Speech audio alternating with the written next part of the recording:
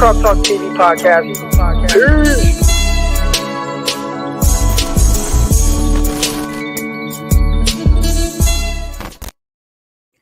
Welcome to another episode of Croc Talk TV. I'm your host, former NFL and AFL defensive back, Eric Crocker. And on today's episode, we're going to get into, I don't want to say a touchy situation because I'm not going to dive too deep into the details or whatever that we don't even really know of Richard Sherman's arrest. But obviously, yes, I'm pretty sure you guys have heard Richard Sherman was arrested. Now, my thing is not so much about what's going on in his personal life, but what does it mean for his NFL career in general and with the 49ers, right?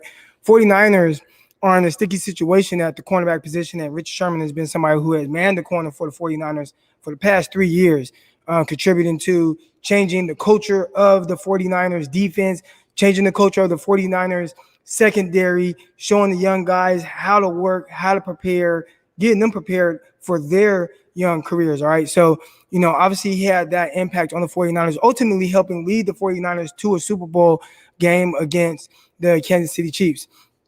And then, obviously it looked like he started to kind of taper off a little bit. He had an all-pro year in 2019. 2020 wasn't as great. He dealt with some injuries. I thought, his play started to, I don't want to say diminish, but you can tell, obviously he's a little bit older, right? He's not young Richard Sherman anymore.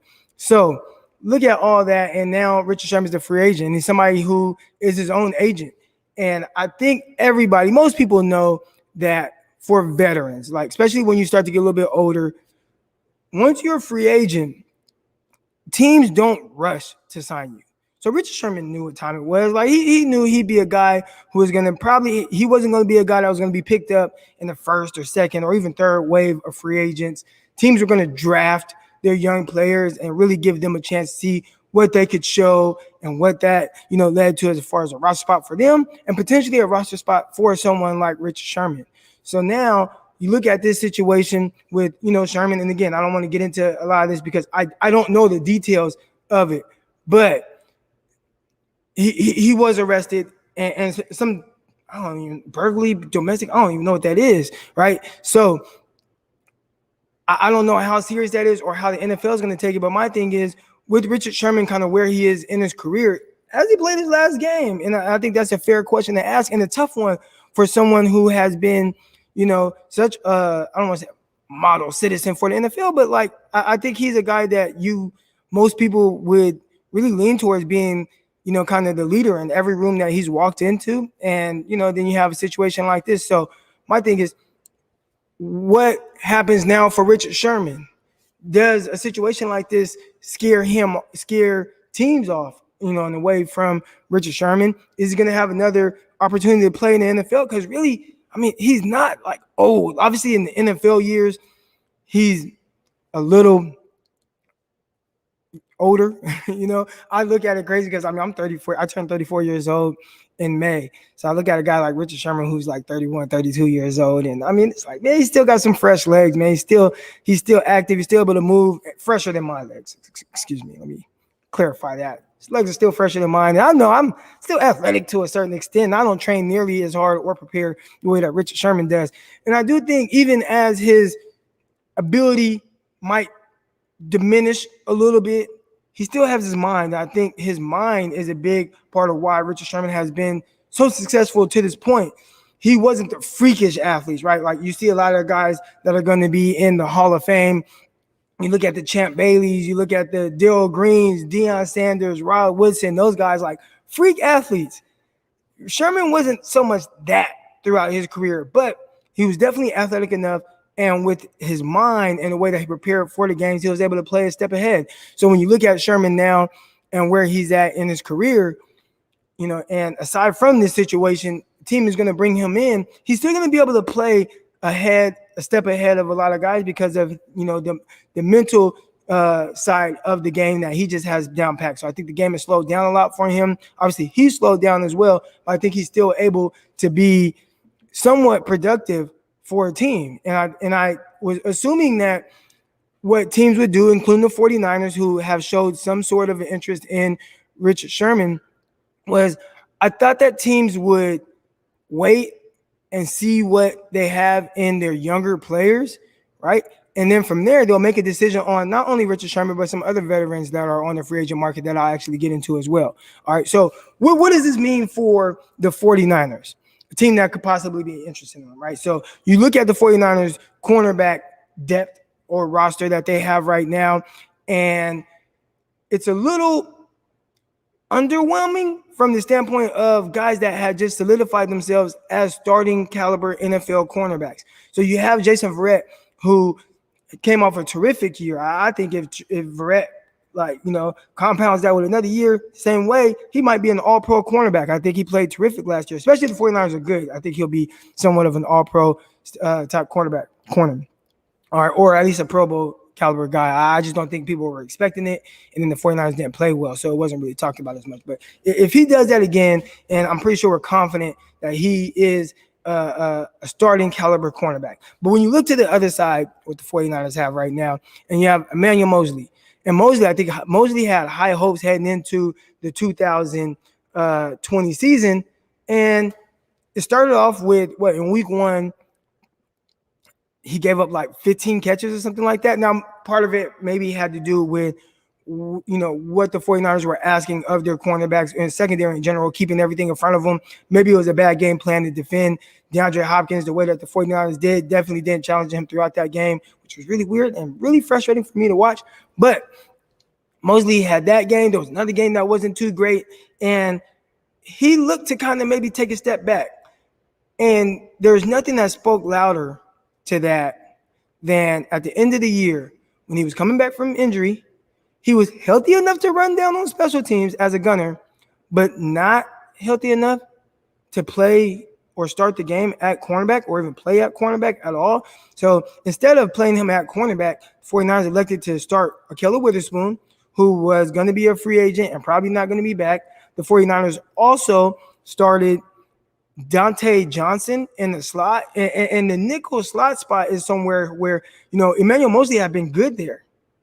And he's been good in that spot. He hasn't played a whole lot of actual NFL, regular season games at that position. But you go back to Emmanuel Moseley's rookie year, he was a base outside cornerback in your regular base defense, and then in nickel situations he slid inside. Now this was preseason, but it just showed the level and caliber of versatility that Emmanuel Moseley had. So when at the end of the year, when not only did they not play Emmanuel Moseley on the outside at corner, they also didn't play him in the slot, which I thought was strange. But then they had him running down on special teams. So how much confidence do the 49ers have in Emmanuel Moseley? I think that is a big question that needs to be asked right now. So when I look at the 49ers depth and how Richard Sherman kind of ties into all of this, is Moseley, not sure. Dante Johnson, he's a depth piece, right? And you probably don't want to play him too much, but good depth piece and really can play in different roles if need be. And then you have two young rookie cornerbacks in Deommodore Lenoir and Ambry Thomas. Ambry Thomas being the 3rd round pick, Lenoir being the 5th round pick, whatnot. So I would assume that the 49ers wanted to wait and see what they could get out of those young guys. So what is Ambry Thomas going to be? How soon can he kind of come around? When you draft a guy late in the 3rd round, I'm talking about what? Was he pick 100 or something like that? Pick 110? What? He was late in the 3rd round. So this isn't a guy that was highly coveted. There were some reports that if he would have played this year, or if he would have played the year before or something like that, he would have been a higher draft pick. Maybe he opted out or, whatever the situation was. But he was somebody that tested well from a height, weight, speed standpoint. He's a lot of what the 49ers have liked in their corners. He is around, 190, close to, 6 feet tall. So he has, measurables that are pretty ideal. But, again, is he going to be a guy that steps on the field day one? Is he going to be a guy that's going to be ready right away? And if not, and you're in training camp and you're looking and you're like, Ambry Thomas ain't ready. Deommodore Lenoir is not ready. What do you do? And I think from that standpoint, you look to bring in a veteran. And I think that's when a guy like Richard Sherman would be intriguing to not just the 49ers, but any team. And I think this situation might slow that process down a little bit, but I'm pretty sure everybody's going to wait for the details to come out on exactly what happened. But, I'm hoping that some of it's a misunderstanding, and Richard Sherman, doesn't lose who he is to not just me, but everybody. I think he's viewed as a very high level guy, and this doesn't seem like a Richard Sherman character type thing to kind of go on. So where can the 49ers go now? And I'll get to some of your guys' questions, but where can some of the 49ers go from here? All right. Who can they look into as far as potential free agents, right? So you look at Richard Sherman. He's at the top of the list of guys that are not, on current teams that are definitely free agents. So you got Richard Sherman. You got a guy like Steve Nelson. Nelson just played for the Steelers. He was fine. I thought he was a guy that a lot of people would have thought would be in the camp by now. I mean, he's not an old guy. We're talking about 28 years old. He has versatility to be able to play outside, inside. Team like the 49ers that are kind of thin, especially at the nickel spot. And teams don't just load up at nickel depth, but, and I think 49ers having Diamador Lenore probably like him there potentially. Also, Dante Johnson, who is somebody who has played there as well. So they have some sort of depth, but, I mean, not to the caliber of Steve Nelson. So you have Nelson, who played with the, Pittsburgh. After him, you got guys like DJ Hayden, Josh Norman, Buster Screen, Brian Poole. I mean, Michael Davis is the one that's intriguing because he's still young, 26 years old, him and Garyon Conley. Conley is young, man. But you look at this, and if not Richard Sherman, do the 49ers potentially pull the trigger on one of these younger guys that are slated to be free agents? All right. There's even a guy, Drake Kirkpatrick. Didn't know he was out there, all right? Nikhil Roby-Coleman. Some of these guys can play nickel and outside as well. So it's tough, man. It's a tough situation for Richard Sherman and kind of where that whole thing is. I see somebody say this could possibly hurt Richard Sherman's TV opportunities after he retires, and that's where I thought he was headed. There were a lot of people that kind of threw out there that Richard Sherman should be a coach. And I'm like, dude, I'm not a coach if I'm Richard Sherman. If I'm Richard Sherman, he has an amazing personality. He's really smart and intelligent in the way that he can speak and the way that he can kind of project the game out there. So I think he's somebody that would be perfect for TV and get paid a ton of money. So we'll see how, hopefully this situation doesn't hurt that. And, he's kind of cleared of everything that's going on. But I just kind of want to give my thoughts on where can the 49ers go from here if the cornerback room isn't what they hope it is, and they want to look to bring in a veteran. Does this hurt the chances of them bringing back Richard Sherman? Do they potentially look at a guy like Steve Nelson or Poole or Garyon Conley or anybody else that we brought up? I think that's the intriguing part about this whole thing.